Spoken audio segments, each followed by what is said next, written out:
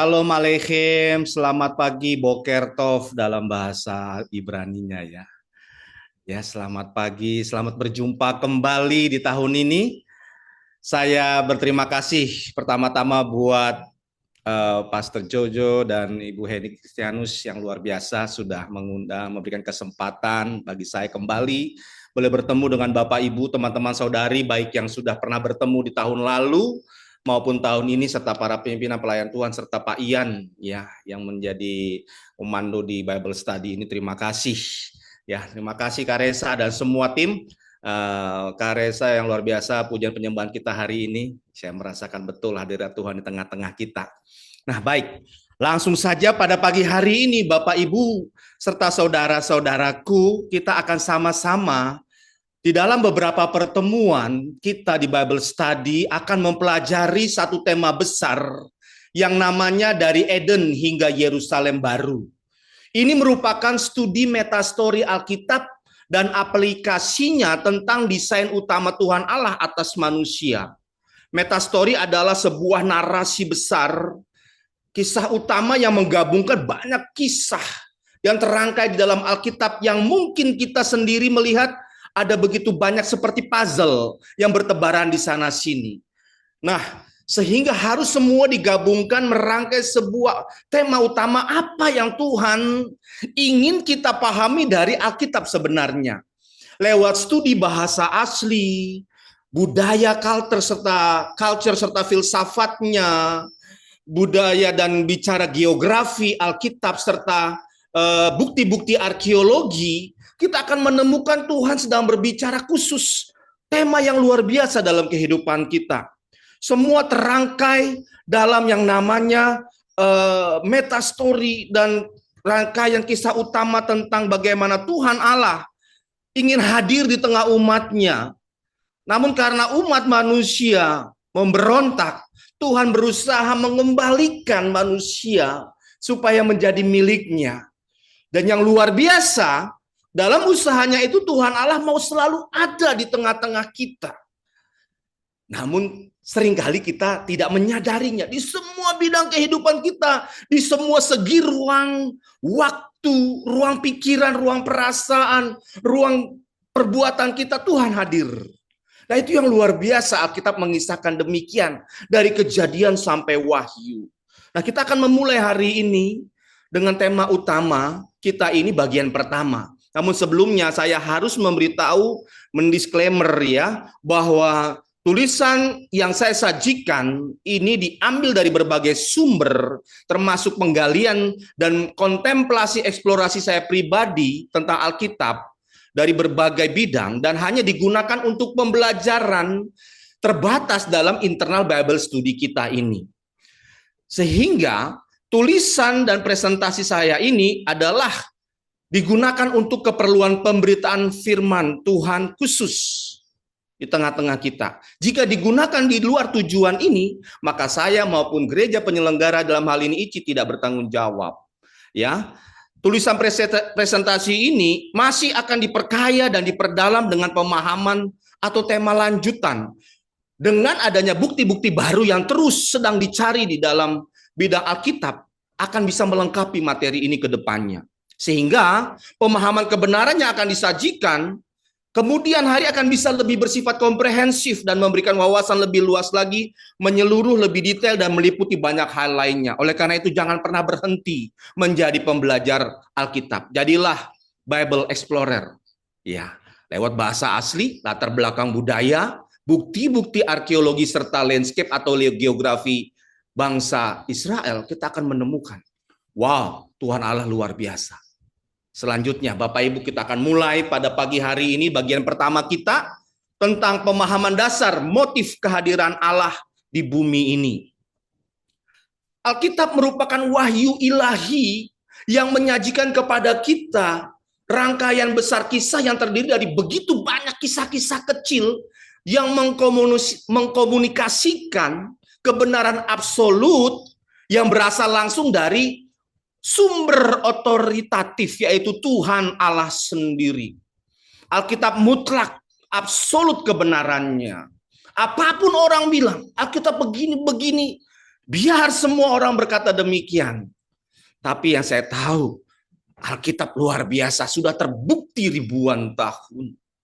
Yang luar biasa, ketika kita mau mempelajari Alkitab, kita bukan hanya bisa membacanya atau mempelajari dari awal terus maju ke depan, tapi kita bisa menghubungkan dari awal dan langsung ke akhirnya. Kita bisa mempelajari Alkitab dari akhir kisah Alkitab yang tertulis di dalam Wahyu pasal 20 sampai 22 akan membuat kita memahami rangkaian besarnya ini dihubungkan dengan Kejadian 1 sampai 3. Jadi yang luar biasa, mau mulai dari mana kita baca Alkitab? Mau mulai dari mana kita belajar Alkitab? Kita akan mendapatkan satu tema utama. Satu Allah yang mengasihi kita mau hadir di tengah-tengah kita. Apapun yang sudah terjadi dalam kehidupan di bumi ini, Dia mau selalu hadir. Nah, khusus dalam Bible study kita, pada kali ini kita melihat langsung dulu di Wahyu 20 sampai 22, menggambarkan, mendeskripsikan tentang keberadaan kita di masa depan, memiliki lebih banyak kesamaan dengan kehidupan kita saat ini daripada yang diasumsikan oleh kebanyakan orang. Tetapi di masa depan sana, di kekekalan, di surga kelak atau Yerusalem baru, kita bahagia tanpa dosa. Dan kita akan berjumpa dengan Tuhan Yesus Kristus, muka dengan muka. Wow. Nah, yang kedua, Wahyu 20 ayat 22 yang menyatakan bahwa pasal-pasal penutup dari kitab Wahyu ini menawarkan sebuah jendela yang melaluinya tema-tema utama dari rangkaian-rangkaian kisah yang terangkum dari sebuah kisah besar Alkitab dapat dipelajari. Jadi kalau Bapak, Ibu, teman-teman semua hari ini mempelajari Alkitab, aduh saya nggak ngerti nih, aduh ini apa sih maksudnya, kok bisa begini, kayaknya Tuhan Allah di perjanjian lama kayaknya jahat gitu ya bahasa zaman sekarang ya, kok perjanjian baru penuh kasih, tapi kok di kitab Wahyu ada lagi bahwa kita semua akan menghadapi yang namanya akhir zaman ini mengerikan, aduh gimana ini, aduh gimana kok bisa bangsa Israel begitu jaya, terus jatuh, bangun lagi jatuh. Kok bisa raja-raja Israel dikasih Tuhan punya istri banyak? Kadang-kadang ada di pikiran kita gitu ya. Khususnya para pertobat baru atau pembelajar Alkitab yang belum melihat rangkuman secara jelas dan mempelajari secara rinci akan menemui pertanyaan-pertanyaan demikian. Nah, saudaraku, Bapak, Ibu, teman-teman semua, kaitan yang sangat kuat antara Kejadian 1 sampai 3 dan Wahyu 20 sampai 22 menunjukkan bahwa ayat-ayat ini membingkai seluruh metastory Alkitab. Kisah-kisah rangkaian yang mulai dari Kejadian sampai Wahyu dari 6 pasal ini, 3 di Kejadian 1 sampai 3, 3 di Wahyu 20 sampai 22, kita bisa melihat ada kaitan erat. Sifat apokaliptik dari penglihatan-penglihatan yang didapatkan oleh Yohanes di dalam Wahyu 20 ayat 22 membuat kita harus berhati-hati membaca Alkitab kita. Tidak semuanya dapat dipahami secara harfiah, khususnya di Wahyu 20 ayat 22. Yesus Kristus tidak mungkin menyerupai seekor anak domba yang sebenarnya. Jadi perkataan anak domba adalah penggambaran. Dan Yerusalem baru tidak mungkin berbentuk kubus raksasa, tetapi bentuknya pasti luar biasa. Itu yang saya mau beritahu kepada kita semua di sini. Selanjutnya Bapak Ibu, bumi baru dan langit yang baru sangat mungkin memiliki kesamaan dengan alam semesta yang sekarang. Sangat mungkin ya.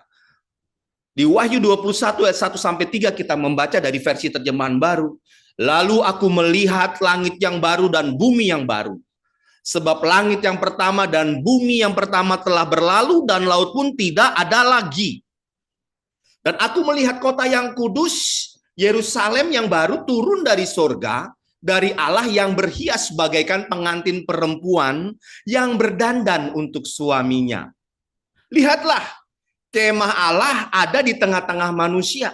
Dan ia akan diam bersama-sama dengan mereka, mereka akan menjadi umatnya, dan ia akan menjadi Allah mereka. Haleluya. Ayat ini kalau dibaca pelan-pelan, dibulak-balik ya Bapak Ibu, itu membawa pengharapan besar. terhadap apa yang terjadi tengah-tengah kita saat ini. Mungkin kita dengar berita buruk sana-sini. Rasanya berat menghadapi hari-hari kehidupan kita hari-hari ini. Tapi saya selalu dengar ya, Pastor Jojo, Pastor Henny selalu berbicara tentang walaupun berat, Tuhan memberikan kita harapan.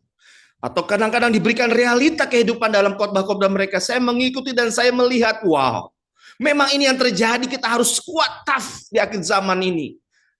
Tapi lebih dari itu semua yang kita hadapi, penderitaan kita zaman ini tidak akan melebihi kemuliaan akan datang yang dinyatakan dalam ayat-ayat ini.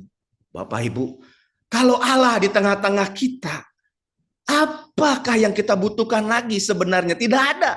Namun di langit baru, bumi yang baru, Yerusalem baru nanti, kita diberikan begitu besar kebahagiaan yang tidak mungkin kita bisa bayangkan. Jadi selalu membaca ini, mempelajari dalam bahasa asli, membayangkan kembali. Rasanya semua film yang mungkin menggambarkan ini, semua gambar tidak bisa membuat rasa bahagia ini kalah gitu ya. Bapak Ibu teman-teman, bacalah terus kitab-kitab Wahyu ini yang memberi kita pengharapan di masa depan. Nah, Bapak Ibu, Wahyu 21 sampai 3 tadi dikatakan ada pengumuman dari suara tahta, dari tahta ya. Allah mau tinggal bersama manusia. Ini visi yang luar biasa.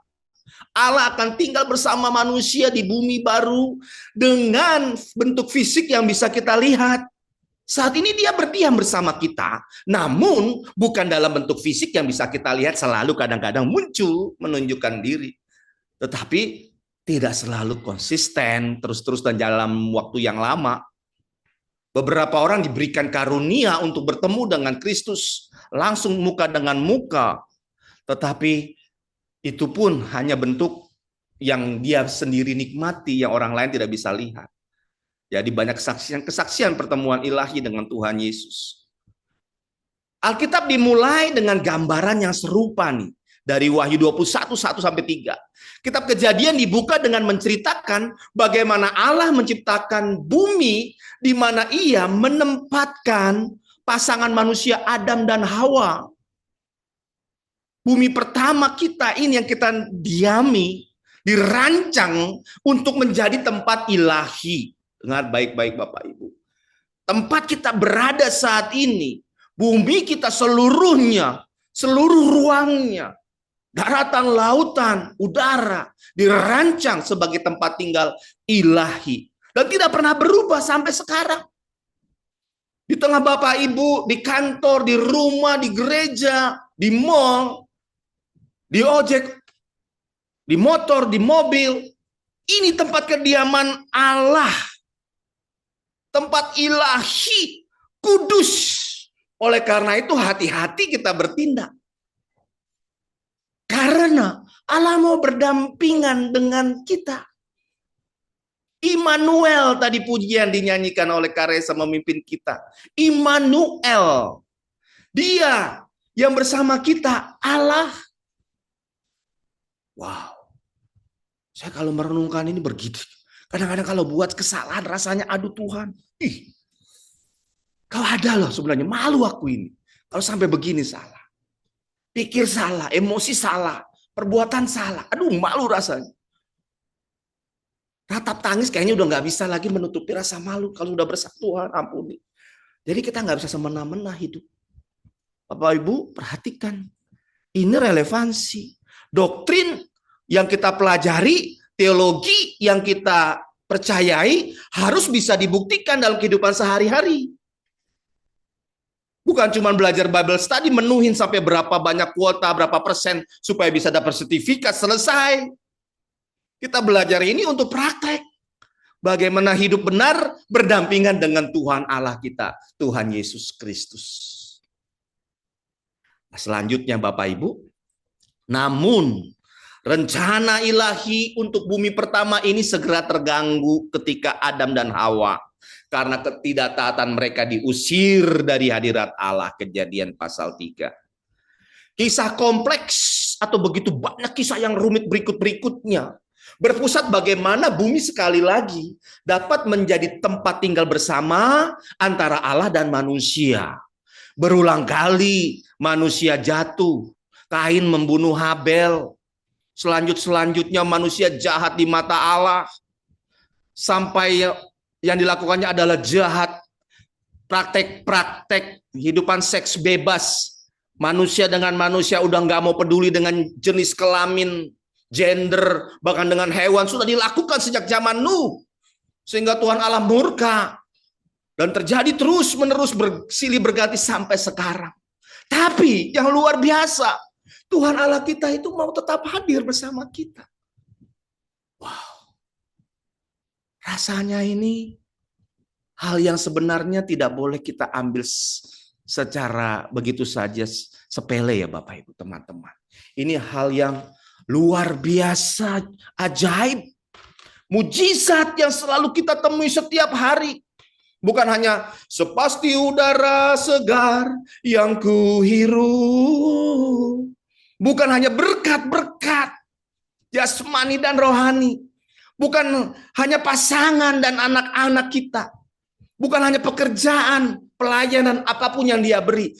Tetapi Dia pribadi yang mau bersama dengan kita. Ini berkat yang terbesar setelah Yesus mati bagi kita. Yang kita nikmati setiap hari.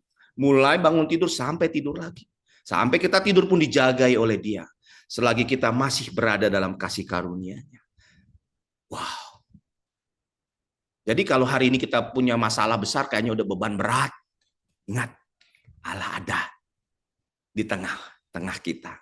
Dia hadir bersamamu saat ini. Nah Bapak Ibu, ayat pertama dalam Alkitab atau kitab Kejadian pasal 1 ayat 1 mengungkapkan langit dan bumi ini sebagai rumah Tuhan Allah. Ya. Hanya kita harus melihat dari bahasa aslinya. Dalam terjemahan baru dikatakan Kejadian 1 ayat 1, pada mulanya Allah menciptakan langit dan bumi. Yang bunyinya demikian, kalau yang sudah belajar bisa bacanya nih. Bereshit bara Elohim et hashamayim ve'et haaretz. Nah, kata pertama pada mulanya. Maaf, sebelum ke situ, ya, ayat ini pada mulanya oleh Musa ditulis, dipahat dalam bentuk gambar piktograf seperti ini loh, tulisan bergambar seperti ini. Yang tahun lalu ikut Bible study bersama saya sajikan ini. Sekarang saya sajikan lagi, ini dia. Gambarnya, tulisannya begini bentuknya, yang Musa tulis pertama kali, hanya ini sudah dikomputerize. Jadi rapi, ya, tersusun bagus. Musa memahatnya. Bayangkan. Perintah Tuhan Allah kepadanya puluhan tahun, begitu banyak, dia pahat terus, dan saya percaya ada timnya juga sih, tapi kita nggak bahas itu di sini. Tapi yang pasti Bapak Ibu teman-teman, lihat gambar-gambar ini, setiap gambar memiliki arti. Kata pada mulanya atau huruf pertama, kata pertama Alkitab kita pada mulanya, itu dalam bahasa aslinya Bereshit bunyinya. Ini ditulis Musa, gambarnya demikian, tapi bunyinya itu Bereshit bara Elohim et hashamayim ve'et haaretz, sama seperti tadi. Nah, kata pertama pada mulanya Bereshit, itu kalau kita sekarang B, itu bentuknya ini ambil dari, ya, bentuk B ini, ya, saya akan tunjukkan, ini diambil dari gambar bentuk tenda rumah. Yang sekarang jadi bentuk B, bait atau bayit, rumah atau di dalam.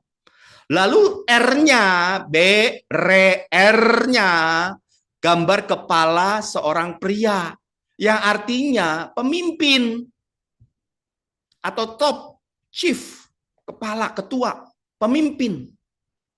Berikutnya ada gambar A, ini kepala lembu jantan, Alef. Ya, ini hanya tidak keluar diucapkan, ini silent. Jadi berek begitu ya. Alef ini artinya satu yang berkuasa. Lalu selanjutnya ada shin, SH, itu 2 gigi depan. Ya artinya menetapkan, menggigit, memakan, itu ya, menghancurkan. Lalu ada gambar I, gambar tangan yod, gambar tangan. Apapun yang dikerjakan oleh tangan diwakili oleh huruf ini.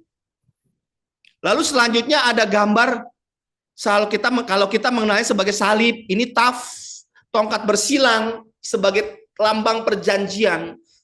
Ketika Tuhan Allah selalu kalau mau bikin janji itu selalu ada tanda seal perjanjian, mark, ini dia.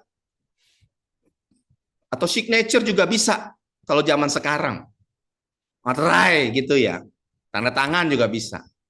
Tetapi dilambangkan dengan dua tongkat bersilang atau kita kenalnya salib masa modern. Jadi kalau mau dijelaskan artinya kata pertama pada mulanya dalam bahasa Ibrani bentuk gambarnya apa adanya Musa menulis satu huruf bisa terdiri dari beberapa arti. Jadi bisa berarti di rumah sang pemimpin yang berkuasa menetapkan pekerjaannya lewat perjanjian.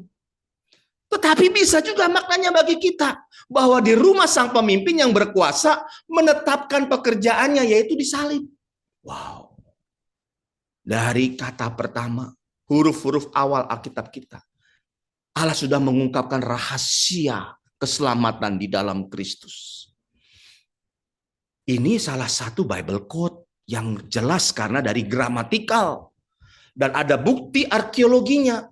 Dan ada bukti-bukti culture-nya, budayanya. Jelas. Sudah ada 3 unsur akademis yang memenuhi untuk menyatakan huruf-huruf ini. Hanya kajian studi tentang bahasa asli Alkitab dari bentuk gambar-gambar ini belum banyak diungkapkan.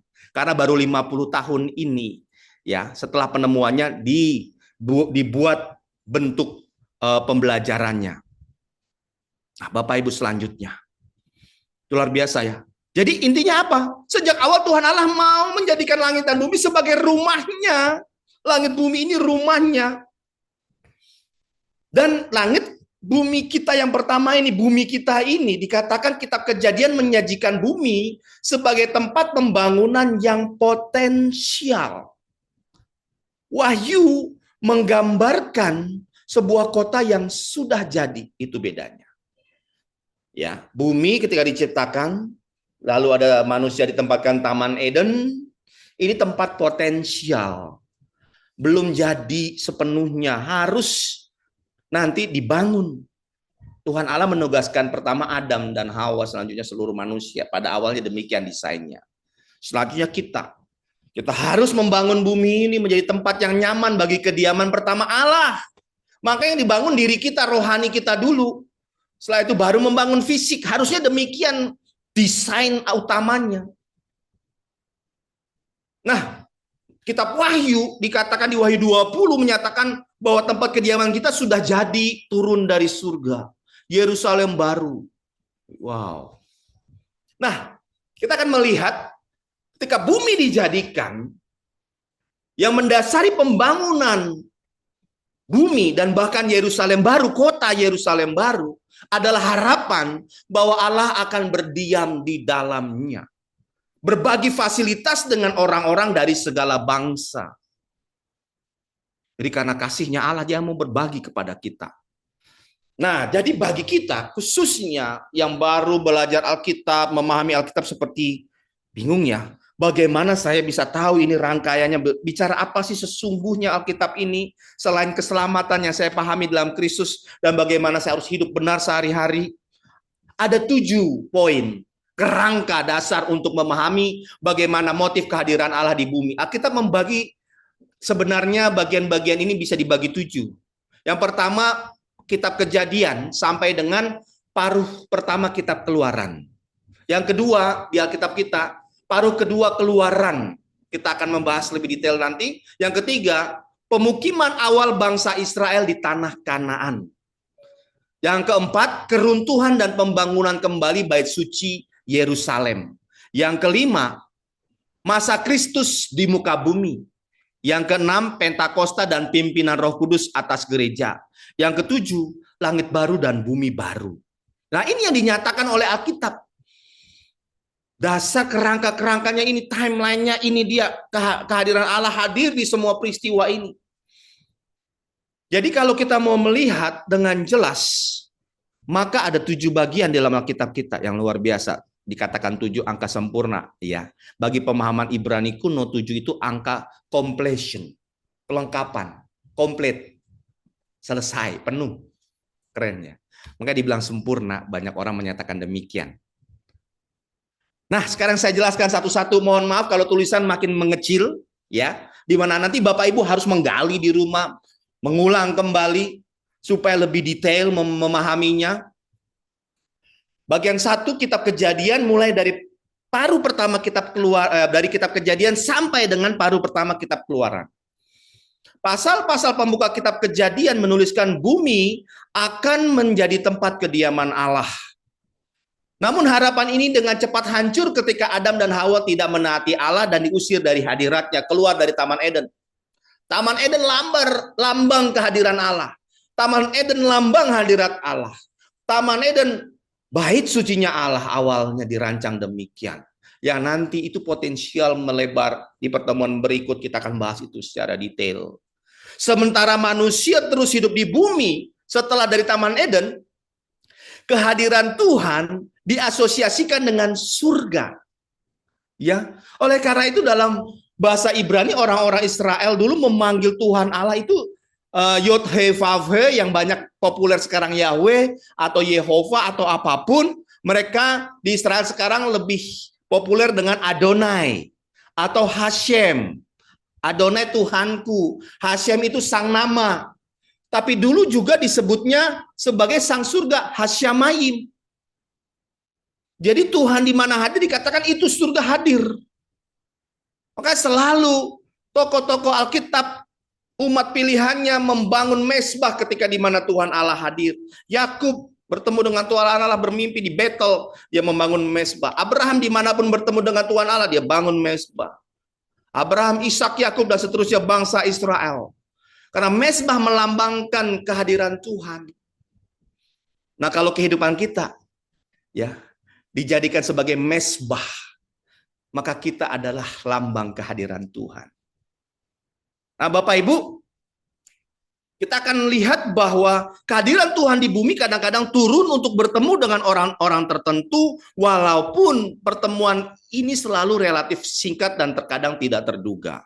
Ketika Tuhan menyatakan dirinya, itu selalu untuk tujuan tertentu. Pola ini ditemukan di hampir seluruh kitab Kejadian dan paruh pertama kitab Keluaran. Mulai dari Adam sampai dengan Musa.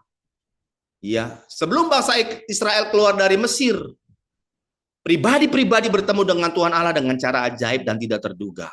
Dan Tuhan Allah menyatakan bahwa dia selalu ingin hadir. Wow. Demikian sekarang saudara, Tuhan Allah mau selalu hadir dalam kehidupan kita. Selanjutnya, yang kedua, Alkitab mengisahkan bagaimana di paruh kedua Keluaran, sebuah perkembangan besar yang baru ya terjadi. Perkembangan baru yang besar terjadi terkait dengan penyelamatan ilahi atas bangsa Israel yang diperbudak di Mesir. Di Gunung Sinai, Allah mengadakan hubungan perjanjian yang khusus dengan umatnya. Awalnya Tuhan Allah kepingin loh, bangsa Israel naik ke Gunung Sinai semuanya. Tapi mereka takut, sehingga harus diwakili oleh Musa. Lihat ya, Tuhan kepingin selalu berada di tengah umatnya. Walaupun umatnya nggak tahu banyak, nggak tahu teologi banyak, belum bicara banyak seperti Musa tahu banyak dari Tuhan dan jadi pemimpin pengajar, jadi nabi, jadi imam saat itu. Tetapi Tuhan Allah mau hadir. Makanya jangan sepelekan. Siapapun kita.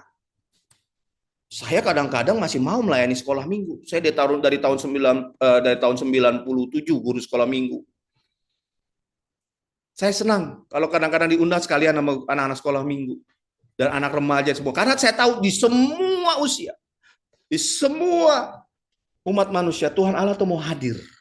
Hal ini menghasilkan pembangunan tenda yang didekorasi dengan mewah yang menjadi tempat kediaman Allah di tengah-tengah perkemahan Israel atau kemah suci atau dalam bahasa Ibraninya Mishkan. Peristiwa ini merupakan sebuah kemajuan besar dalam metastori Alkitab karena Tuhan sekarang tinggal secara permanen dengan satu bangsa. Sebenarnya itu pernyataan Tuhan disuruh Israel bangun tabernakel, kemah suci. Disuruh supaya Tuhan mau hadir. Sebenarnya Tuhan selalu hadir sih ya. Namun kan bahasa Israel itu bagi Israel kuno, nggak kelihatan maka nggak ada. Itu konsep mereka. Tidak hadir di depan mereka, maka itu berarti tidak ada. Makanya Tuhan Allah hadir menyatakan namanya itu adalah Ehye, Esher, Ehye, Yod, He, Waw, He. Aku hadir sebagaimana aku hadir. Itu terjemahannya sebenarnya lebih realnya, lebih naturalnya, lebih praktis sehari-hari. Seperti kita absen kalau di sekolah. Siapa yang hadir? Leo hadir? Hadir. Nah itu, Ehye. Saya hadir. Ehye, saya hadir. Aku hadir. Itu Tuhan. Ehye. Asher itu yang. Which dalam bahasa Inggrisnya. Yang mana? Ehye, Asher, Ehye. Aku hadir sebagaimana aku hadir. Kalau kita taunya aku ada sebagaimana aku ada. Jadi Tuhan Allah mau hadir. Cuman karena bangsa Israel nggak bisa lihat Tuhan Allah langsung dan takut, maka Tuhan Allah menyatakan kehadirannya lewat bait kemah sucinya, tabernakel, miskan. Dia permanen lah. Kemana bangsa ini pergi dia ikut terus. Tabernakel ini, kemah suci ini. Dibuat portable, bisa dibawa kemana-mana. Keren ya. Tuhan sampai begitunya saya lihat. Wow, kita ini debu loh. Bahasa Israel siapa ini? Berkali-kali berbuat jahat. Udah lihat tiang awan, tiang api.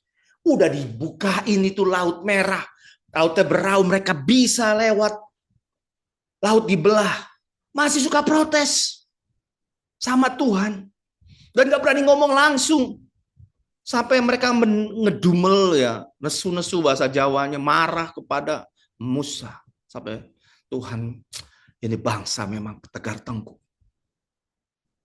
Nah, selanjutnya, kita lihat bagian ketiga. Setelah bangsa Israel masuk tanah perjanjian, maka Tuhan Allah juga hadir di pemukiman awal bangsa Israel di tanah Kanaan. Pemukiman awal bangsa Israel di tanah Kanaan, kemah suci didirikan di Shilo dulu, karena Yerusalem belum berhasil dikuasai, sampai dengan Daud yang berhasil menguasai Yerusalem. Di wilayah suku Efraim dan tapanya tetap berada di sana selama bertahun-tahun. Itu kita baca di Yosua 18 ayat 1 dan 1 Samuel 1 sampai ayat 3.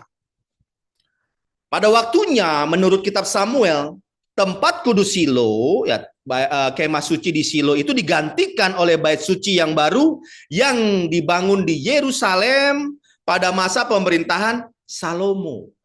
Didedikasikan oleh Salomo pada tahun ke-11 pemerintahannya sebagai raja sekitar tahun 959 sebelum Masehi. Luar biasa Alkitab, kita bisa dicatat, bisa diukur kapan waktu kejadiannya. Walaupun ada pertentangan, ada beberapa tidak setuju, ada sedikit perbedaan, tetapi kejadiannya nyata. Karena ada bukti sejarah, bukti literasi, bukti geografi, dan ada bukti arkeologi. Apalagi yang kurang? Yang nggak percaya, ya kurang ajar. Kalau sampai pengikut Kristus sampai tidak mempercayai Alkitab sebagai kebenaran absolut, mohon maaf, hati-hati Bapak Ibu. Suatu saat kita harus berhadapan dengan Dia, bertemu muka dengan Tuhan Yesus, dan kita harus mempertanggungjawabkan yang kita percayai. Ya, bangunan yang dihiasi dengan dekorasi yang indah ini menjadi kediaman Allah yang permanen. Bait suci jadi permanen, begitu indah. Karena bait suci ini, seluruh kota Yerusalem yang dikelilingi tembok juga dianggap sebagai tempat kediaman Tuhan. Akibatnya selama 400 tahun, Tuhan hidup berdampingan dengan cara yang unik dengan penduduk Yerusalem. Bukan hanya bait sucinya jadi tempat kudus Allah. Kota Yerusalem disebut kota suci. Kalau Alkitab berulang kali menuliskan karena disitulah Sion, tempat kediaman Allah di Yerusalem. Di mana kita berpijak sekarang, itulah tempat sucinya Allah. Di mana kita ada, mau apapun yang kita lakukan. Itu keren. Selanjutnya, bagian keempat, dari kerangka pemahaman motif kehadiran Allah di bumi, yaitu bagaimana keruntuhan dan pembangunan kembali bait suci Yerusalem. Di masa ini, pembalikan besar dari hal ini terjadi ketika tahun 586 sebelum Masehi, bangsa Babilonia meruntuhkan bait suci dan menghancurkan tembok Yerusalem. Keadaan sementara ini akhirnya dibatalkan ketika Raja Persia, Cyrus, memberikan izin pada tahun 538 sebelum Masehi kepada orang-orang Yahudi yang diasingkan untuk kembali ke Yehuda dan membangun kembali bait suci. Meskipun prosesnya berjalan lambat, Bait suci yang telah selesai dibangun diresmikan pada tahun 516 sebelum Masehi. Bait suci kedua. Namun tidak sebelum Nabi Hagai dan Zakaria harus turun tangan untuk mendorong orang-orang Yehuda menyelesaikan rekonstruksi. Seperti yang disoroti oleh kitab Hagai dan Zakaria. Restorasi, pemulihan, ya, pembangunan kembali bait suci itu direstui secara ilahi, menggarisbawahi tindakan Tuhan yang terus berlanjut. Allah bisa kita anggap sekali lagi tinggal di dalam kota Yerusalem. Karena kenapa harus ada di Yerusalem, nggak tempat lain? Ini ada hubungannya dengan janji kepada Abraham. Ada hubungannya dengan kota ini adalah artinya sebenarnya di situ Allah melihat. Dan di situ ada shalom. Ya. Itu Yerusalem artinya. Nanti kalau mau belajar lebih jauh, kita akan belajar ketemu dengan kota Yerusalem sebagai bait suci. Kelima, masa kehidupan Kristus di muka bumi. Selanjutnya, perkembangan signifikan berikutnya yang luar biasa keajaiban terjadi dalam rangkaian kisah Alkitab adalah kedatangan Yesus Kristus Tuhan kita, seperti yang ditegaskan oleh pasal pembuka Injil Yohanes. Yesus sebagai Allah bertahta di atas manusia. Yohanes 1 ayat 14. Firman jadi manusia, diam di antara kita. Dalam bahasa aslinya, firman sang logos diam membungkus dirinya di dalam daging dan berkemah di tengah-tengah manusia atau umatnya. Keren ya? Pakai kata kemah lagi dalam bahasa asli. Inkarnasi adalah perkembangan lebih lanjut dari konsep Allah yang tinggal di bumi. Karena alasan ini Yesus dapat berbicara tentang tubuhnya sendiri sebagai bait suci. Seperti dalam perkataannya, rombak bait suci ini dan dalam 3 hari aku akan mendirikannya kembali. Yohanes 2 ayat 19. Dia berhak menyatakan begitu karena dia adalah sang bait suci agung. Luar biasa. Dia adalah sang Allah yang hadir di dalam bait suci. Kematian, kebangkitan, dan kenaikan Yesus membuka jalan bagi langkah penting lainnya. Dalam proses di mana Allah datang untuk mendiami bumi bersama dengan manusia. Nah, setelah Kristus datang, apalagi setelah dia mati di kayu salib, turun ke dalam kerajaan maut, dan bangkit pada hari ketiga, dan naik ke surga. Maka, kehadiran Allah ini bukan hanya di Yerusalem saja yang secara fisik. Apalagi bait suci, tirainya sudah dibelah jadi 2. Dan tahun 70 Masehi, nanti kita lihat bait suci diruntuhkan dan tidak ada lagi sampai sekarang. Luar biasa. Allah mau hadir di seluruh bumi. Bagian ke-6 dari kerangka ini adalah Pentakosta dan pimpinan Roh Kudus atas gereja. Dengan kedatangan Roh Kudus pada hari Pentakosta, kehadiran Allah yang sebelumnya diasosiasikan dengan bait Allah di Yerusalem kini dikaitkan dengan gereja yang baru didirikan. Nah, ini Bapak Ibu. Ya. Gereja yang dengan cepat ya mencakup orang-orang Yahudi. Dengar baik-baik Bapak Ibu. Gereja mula-mula itu isinya orang Yahudi, orang Samaria, dan bukan orang Yahudi. Jadi kekristenan akarnya dari sana. Bukan berkata bahwa Kristen itu beda dengan orang Yahudi, bukan orang Kristen yang nggak sebenarnya benar juga, tapi juga ada benarnya.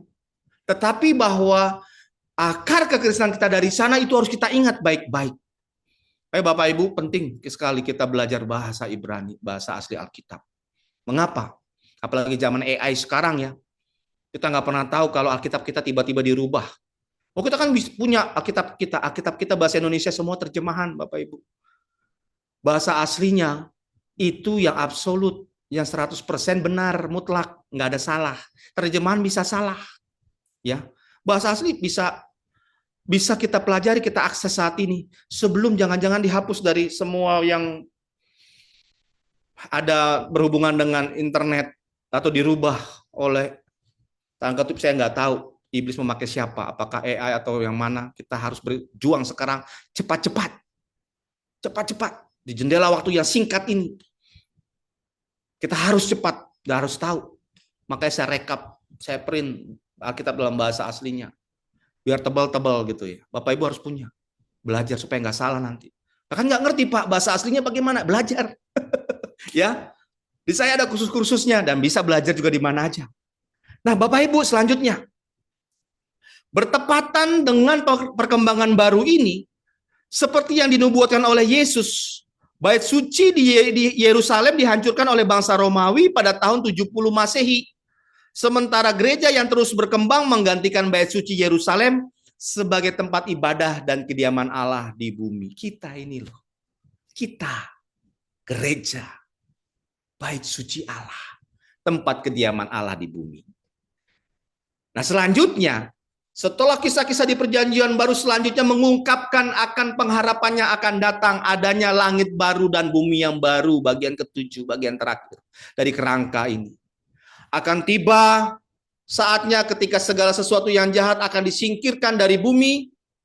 Saat ini, pada tahap itu, ketika Allah menjadikan segala sesuatu baru, kehadiran dan kemuliaannya akan memenuhi bumi yang baru dan Yerusalem baru. Inilah yang dilihat oleh Yohanes dalam penglihatannya yang tercatat dalam Wahyu 21 dan 22.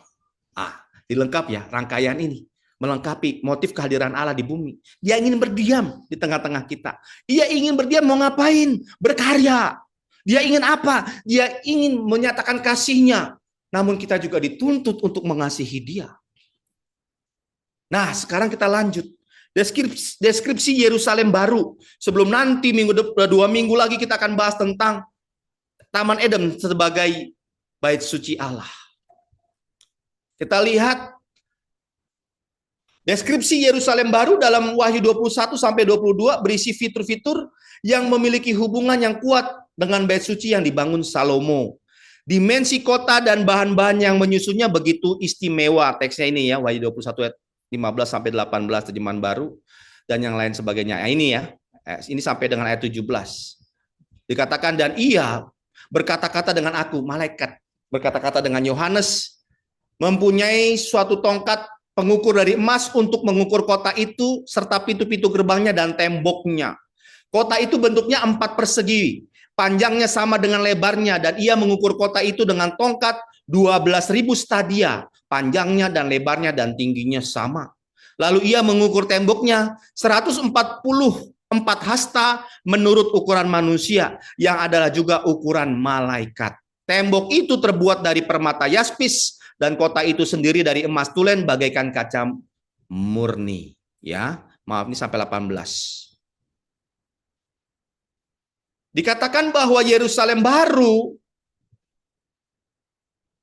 memiliki ukuran kota yang sangat mencolok, bahkan menurut standar modern, bentuknya lebih tidak biasa lagi. Kota itu berbentuk kubus yang sempurna.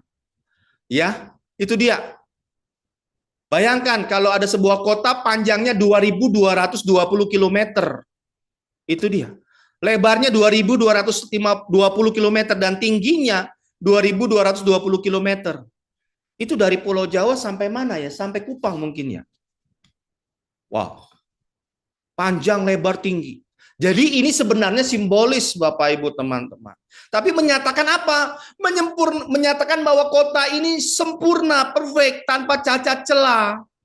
Di Ibrani Alkitab kalau kita belajar gematria, bilangan-bilangan yang bulat genap itu adalah bilangan yang sempurna kalau itu bisa sama. Mau 10, 20. Tapi kalau ada bangunan, lalu ada tinggi panjang lebarnya sama, maka ini luar biasa. Bangunan yang sempurna bagi kita bisa tinggal bersama dengan Allah. Ya, Bapak Ibu. Selanjutnya kita lihat proporsi kota ini sesuai dengan proporsi ruang Maha Kudus. Ruang kudus bagian dalam bait suci yang dibangun di Israel di masa sejak Salomo. Yaitu ruang Maha Kudus di dalam bait suci satu-satunya kubus yang secara khusus disebutkan dalam Alkitab. 1 Raja-Raja 6 ayat 20 menuliskan, ruang belakang itu 20 hasta panjangnya dan 20 hasta lebarnya dan 20 hasta tingginya. Ia melapisinya dengan emas kertas, lalu ia membuat mezbah dari kayu aras di depannya. Wow. Jadi bait suci, ruang Maha Kudus bait suci, itu bentuknya kubus sempurna sama dengan Yerusalem baru kubus sempurna. Tinggal beda angkanya. Ya, karena ini ruangan di bumi terbatas, hanya 20 hasta panjang, tinggi, dan lebarnya. Jadi dikatakan bahwa jadi dikatakan kita bisa melihat sebenarnya Yerusalem baru adalah perluasan dari ruang Maha Kudus, atau dengan kata lain bahwa Yerusalem baru adalah ruang Maha Kudus Allah.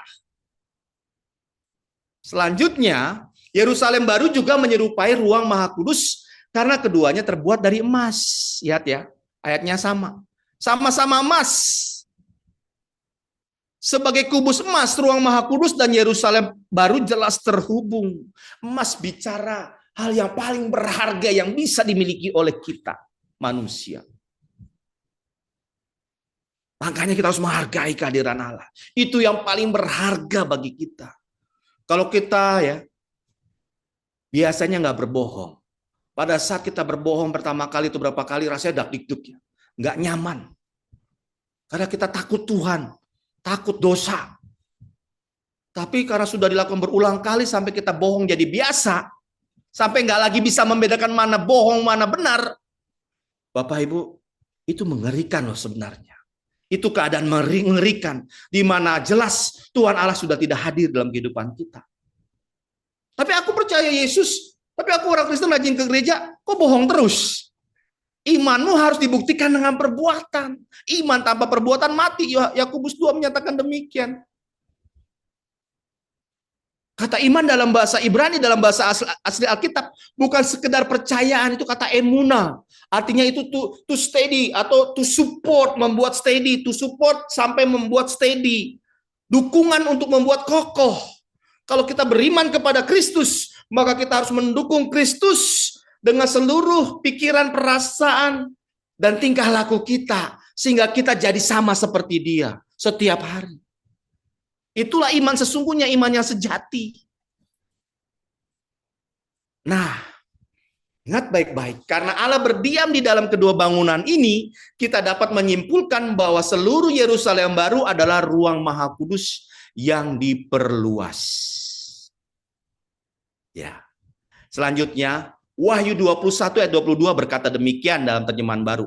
Dan aku tidak melihat bait suci di dalamnya. Sebab Allah, Tuhan yang Maha Kuasa adalah bait sucinya. Demikian juga anak domba itu.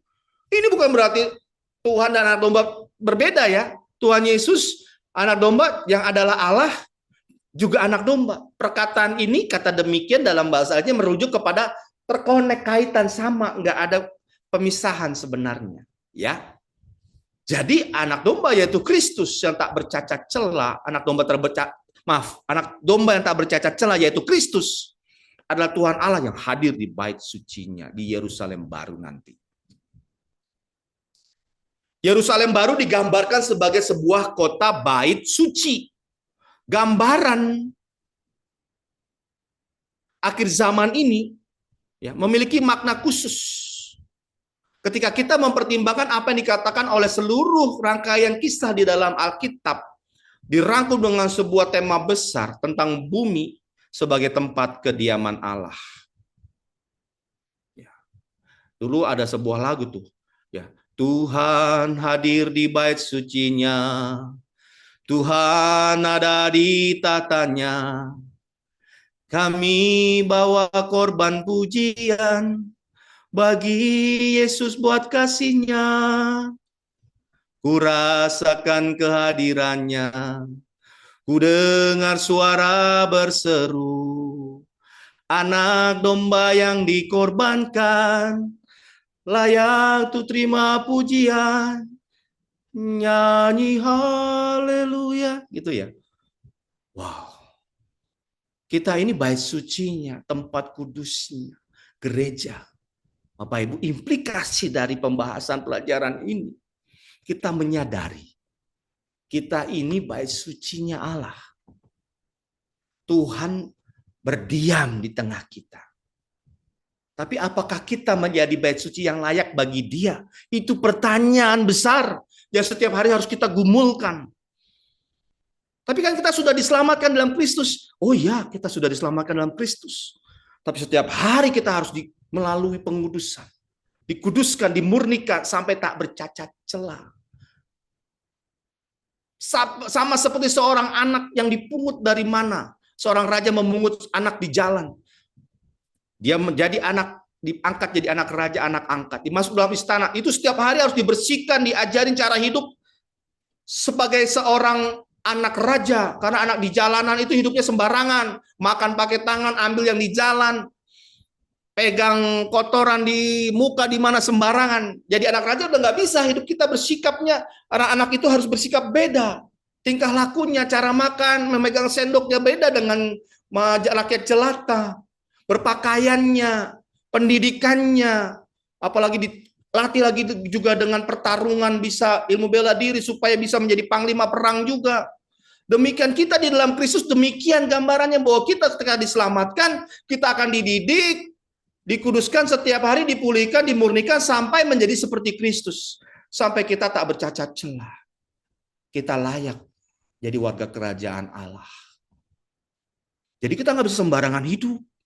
Banyak ya orang sembarangan. Saya itu buka kelas yang namanya kursus pernikahan dan perceraian yang diambil dari sejak pembahasan eksplorasi bahasa asli, budaya, dan bukti arkeologi sejak zaman Musa sampai dengan modern. Itu beberapa yang curhat, konseling, bagaimanapun peserta itu ada mengalami suami yang KDRT, suami yang berzina, atau orang-orang berzina sembarangan, dan mereka tetap rajin ke gereja. Mereka bilang, saya ke gereja, saya Kristen. Paulus sudah nulis, pezina nggak layak masuk kerajaan Allah. Tapi kan itu kerajaan Allah di bumi, bukan di surga. Di bumi aja ditolak, apalagi di surga. Iya kan? Jadi hati-hati kita bersikap. Kekristenan tidak mengizinkan perzinahan. Perzinahan aja pikiran nggak boleh, apalagi terjadi fisik. Itu Tuhan Yesus yang ngomong. Tidak ada jalan keluar bagi pernikahan lo. Ya, pernikahan satu-satu jalan keluar adalah kematian salah satu pasangan. Maut memisahkan. Nah, itu saya ingatkan anak-anak muda yang mau menikah. Apalagi yang sekarang hidupnya yang belum menikah, mau sembarangan. Mau hubungan seks bebas, mau hidup bersama. Waduh, hati-hati. Sekarang ini ada ya, ngetren. Katanya umur 18 di Indonesia ini kalau masih perawan itu rasanya aneh. Wah. Mengerikan. Hati-hati Bapak, Ibu, teman-teman semua. Jangan sampai kita rajin Bible study, rajin ibadah, tetapi nggak rajin taat sama firman Tuhan, kita ditolak, nggak boleh masuk Yerusalem baru. Karena semua kita semua bertanggung jawabkan tindakan kita di hadapan Tuhan. Nah, selanjutnya, ya, dikatakan bahwa kita melihat ya, slide-nya sudah selesai. Jadi kita melihat bahwa ini implikasi dalam kehidupan kita. Kita mempelajari motif kehadiran Allah di muka bumi adalah supaya kita memahami Allah mau selalu berdiam di tengah-tengah kita. Dia mau hadir di tengah kehidupan kita. Oleh karena itu kita harus benar-benar menyiapkan diri kita, aware sejak bangun pagi sampai tidur lagi. Menjaga hidup kita, tak bercacat, tak bercela. Ya kan? Jadikan aku Tuhan rumah doamu. Tapi kan itu bicara bait suci, mezbah suci. Hidup kita jadi korban persembahan bagi Tuhan. Ya. Rumah doa, hidup kita harus jadi rumah doa. Hidup kita jadi bait suci yang kudus. Mezbah pengorbanan bagi Kristus. Supaya kita ini semakin dilayakkan. Tak bercacat celah. Menjadi mempelai Kristus yang siap menyambut kedatangannya. Entah besok, entah nanti. Kita semua jadi umat Kristen yang mengasihi Tuhan. Yang saya rindukan kita semua nih. Peserta Bible Study ICI, jemaat ICI semua. Bisa sama-sama kita ketemu di surga kelak. Ya, sehingga nanti ketemu di Yerusalem baru. Kita ketemu di Bible Study Pastor. Oh iya, ini saya ingat gak Pastor? Oh iya gitu ya. Bahagia ya, enak ya. Jangan sampai kita malu loh ketemu. Baik Bapak Ibu semua, itulah yang saya ingin sampaikan di pertemuan pertama kita pada hari ini tentang motivasi ya, kehadiran Tuhan Allah di muka bumi. Silakan Pak Ian. Mungkin yang pertama itu mengenai ini Pak. Jadi kalau digambarkan tadi dalam pengajaran Pak, kan di pengajaran sebelumnya Pak Leo juga pernah mengajarkan bagaimana bait Allah yang awalnya digambarkan oleh Musa dan disempurnakan di Salomo itu sudah uh, mewakili ujungnya itu ke pengorbanan Kristus di kayu salib, ya. Dan di sana ada proses perubahan di mana yang tadinya bait suci dan tempat Allah ada itu di bait suci Allah tersebut langsung pindah menjadi tubuh kita. Tubuh kita jadi bait Allah yang kudus. Dan dari transisi itu sehingga nanti akan ada sebuah pembangkitan tubuh baru, karena di sini digambarkan kan Yerusalem baru ya, di mana nanti kita bakal punya tubuh baru Ya, yang sifatnya mungkin fisik. ya, Dan di Alkitab banyak sekali ayat-ayat juga yang mengatakan seperti di 2 Korintus, kalau kita itu melihat ke sesuatu yang tidak terlihat oleh mata kita, jadi seolah-olah ranking alam roh itu memang lebih tinggi daripada kita, dimensi yang lebih tinggi. ya, Seperti kita makhluk 3 dimensi, kalau kita lihat yang 1 dimensi, oh kayak kertas kita gambar, cuma titik doang. ya, Sedangkan kita 3. ya, Nah, dan kalau kita pakai mikroskop, mungkin waktu kita lihat pakai mikroskop, itu salju, kok ada strukturnya. ya, Nah, jadi uh, Tuhan juga bilang di Matius misalnya jangan simpan harta kita di bumi tapi simpan harta ya, di surga yang hangat. Jadi seolah-olah di sana tuh secara fisik lebih kuat, lebih versi yang 4.0, 5.0 yang lebih lebih lebih fisikal daripada kita kan. ya, Dan waktu itu ada satu teolog, Hugh Ross ya, yang PhD di quantum physics itu. Mereka mengatakan bahwa di satu alam yang tidak ada gravitasi, karena kan mungkin di sana kita terbang-terbang nih Pak, nggak ada ya, gravitasi. Katanya bentuk ya. bulat itu bisa jadi kubus. Oh, oke. Iya, iya. Dan saya sempat waktu itu research, kubus ini 2.200 kilometer persegi itu sebesar apa? Jadi katanya sebesar India Pak kira-kira. Nggak lebih besar dari bumi, tapi minimum sebesar India. Ya, Nah pertanyaannya Pak mungkin uh, jadi apakah nanti kita itu umat-umat terpilih dibangunkan kembali di Yerusalem baru, lalu kita hidup di sana, dan Tuhan pun ada ayat-ayat kalau engkau akan bersamaku memerintah bangsa-bangsa. Yang diperintahnya itu siapa, dan apakah kemungkinan Yerusalem ini seperti bumi ini atau lebih sebuah dimensi baru yang kotanya itu udah ya, ya kita nggak kebayangkan lah ya karena kita ya, kan masih di dunia yang terbatas itu. ya. Baik. Wah, ini pertanyaan keren. Ya, Pak Iya. Tapi juga sensitif dalam arti kata karena ini ranahnya pasti penafsiran. Di mana kita belum ada di sana, tetapi paling nggak ada guidance-nya. Tapi memang ini satu kata bahwa kalau saya katakan penafsiran, penafsiran saya pun bisa salah. Ya. Tapi memahami dari tulisan-tulisan Alkitab, terancang bangun pertama sebenarnya kalau manusia tidak berdosa, maka bumi ini pun adalah surga buat kita. Karena ada Allah yang hadir di tengah-tengah kita. Demikian Yerusalem baru bentuknya pasti fisik, itu yang saya pahami. Tapi apakah saya terbang? Apakah kita terbang gitu ya bebas seperti di film-film Avenger gitu ya? Saya juga mau. Tetapi kayaknya ada batasnya tetap ada. Tetapi tubuh kemuliaan, tubuh yang mirip dengan Kristus sudah tunjukkan.